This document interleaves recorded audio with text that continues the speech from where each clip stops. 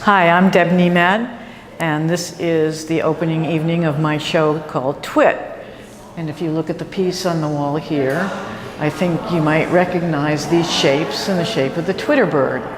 And there is a certain individual in our country who seems to have excelled at exploiting the media. And so I decided to do this piece about that. So, and I think aptly entitled this show Twit. And this is actually the end of the piece, but this wall is devoted to pretty much his fake news tweets. So it's not so much chronological as it's kind of divided by subject matter. And so we've got fake news here, and we have, the tweets that are beak to beak are the direct contradictions. So in this case, he says, let's come together as one, and then he's wishing Happy New Year, including my many enemies and those who fought me and lost so badly they just don't know what to do. Love. So he wants to bring people together, doesn't he? And so then we move to foreign policy. We've got Puerto Rico and the hurricanes. We've got, the big one for me is his racist tweets. These are these tweets cover tweets both before and after the election. So these are his tweets before the election and his sort of braggadocio and how wonderful he is. And it's so amazing how often he's right and how the stock market is excelling because of him. And this is Russia. And this is Hillary and Comey. And then these are his love notes to Obama. And what I thought was particularly telling about these, and these were pre-election for the most part, is most of his criticisms of Obama apply so much more aptly to what he's doing. And he's upset that Obama played golf yesterday, or he's be prepared, there is a small chance that our horrendous leadership could unknowingly lead us into World War III. I think that more aptly describes what's going on now. And then we switch tones a bit to this piece entitled Old Glory. And this is a piece in a continuing series that I do about gun violence in America and documenting the deaths, the astounding number of deaths that happen yearly. So each of these stripes, if you come in close, are made of individual stitches, which I stitched.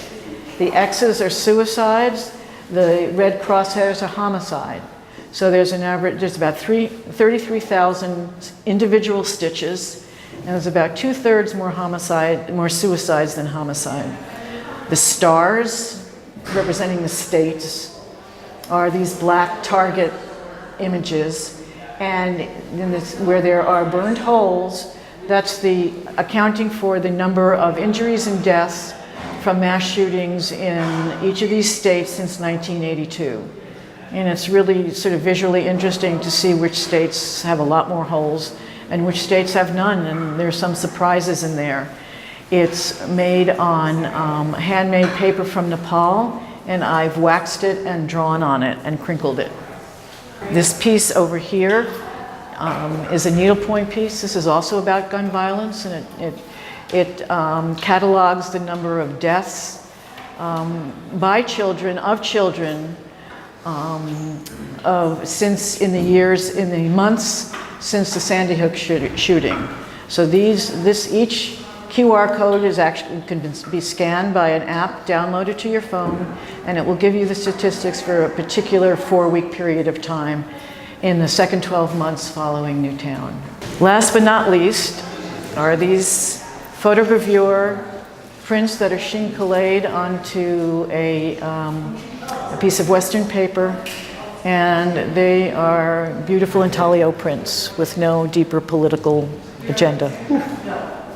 And thank you. Thank you.